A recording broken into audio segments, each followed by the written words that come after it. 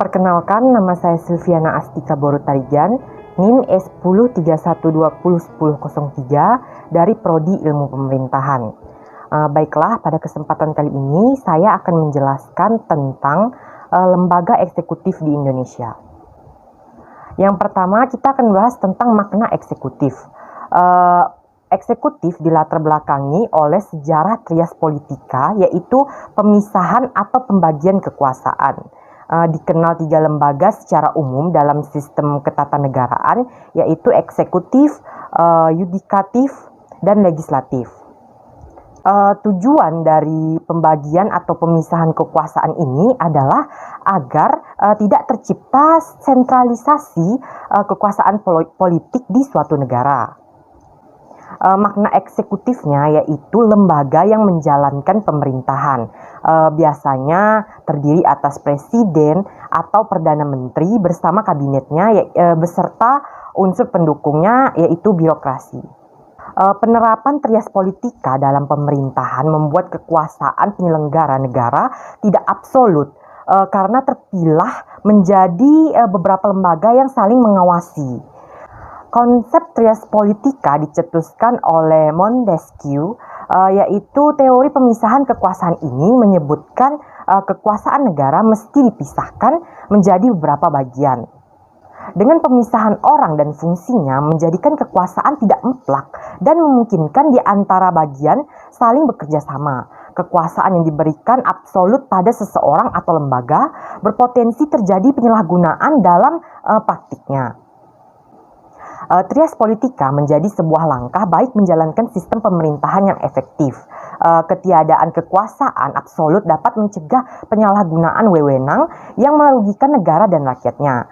Meski demikian, rakyat juga perlu mengawasi jalannya lembaga-lembaga negara saat ditemukan indikasi saling bekerja sama dalam menetapkan kebijakan yang merugikan. Selanjutnya yaitu sifat kekuasaannya. Yang pertama, efektif. Eksekutif memiliki kekuasaan sejati dalam mengimplementasikan aturan hukum dan regulasi atau kebijakan di negaranya.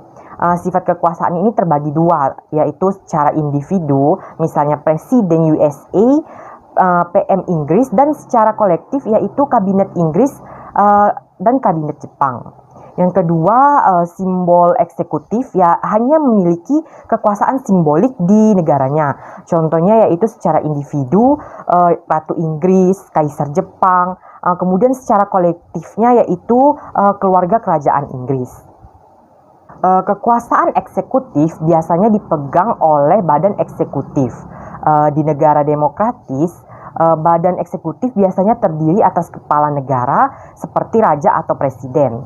Badan eksekutif dalam arti luas juga mencakup para pegawai negeri sipil dan militer. Dalam sistem presidensial, menteri-menteri merupakan pembantu presiden atau dipilih olehnya. Sedangkan dalam sistem parlementer, para menteri dipimpin oleh seorang perdana menteri.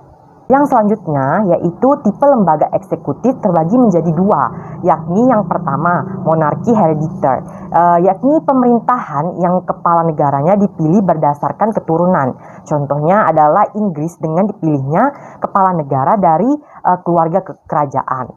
Dan yang selanjutnya yaitu monarki terpilih adalah kepala negara, biasanya presiden yang dipilih oleh badan legislatif ataupun lembaga pemilihan.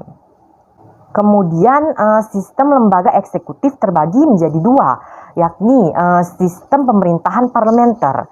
Kepala negara dan kepala pemerintahan terpisah. Kepala pemerintahan dipimpin oleh Perdana Menteri, sedangkan kepala negara dipimpin oleh Presiden. Namun, kepala negara di sini hanya berfungsi sebagai simbol suatu negara yang berdaulat. Yang selanjutnya yaitu sistem pemerintahan presidensial. Kepala pemerintahan dan kepala negara keduanya dipegang oleh presiden. Kemudian fungsi utama dari lembaga eksekutif ini. Yang pertama yaitu sebagai kepala negara. Disebut juga fungsi formal atau fungsi simbolik. Yang kedua yaitu sebagai kepala pemerintahan. Fungsi ini adalah menjalankan dan memimpin birokrasi pemerintahan serta pelaksana kebijakan.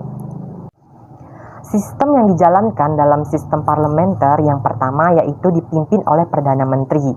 Kemudian yang kedua, kabinet bertanggung jawab pada parlemen.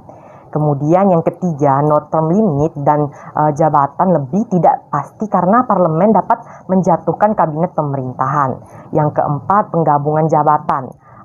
Anggota kabinet berasal dari anggota parlemen. Dan yang lima, supremasi parlemen. Sistem yang dijalankan dalam sistem presidensil yaitu yang pertama dipimpin oleh presiden. Kemudian yang kedua, kabinet bertanggung jawab pada presiden. Kemudian yang ketiga, office term dalam arti adanya kepastian waktu memegang jabatan. Kemudian yang keempat, penggabungan jabatan yaitu anggota kabinet berasal dari anggota kabinet atau pemerintahan tidak boleh menjadi anggota parlemen. Dan yang terakhir, check and balance. Artinya masing-masing lembaga pemerintahan dapat saling mengontrol dan tidak dapat saling menjatuhkan. Baiklah, sekian penjelasan dari saya mengenai lembaga eksekutif di Indonesia. Bila ada kesalahan dalam berkata-kata, saya mohon maaf. Terima kasih.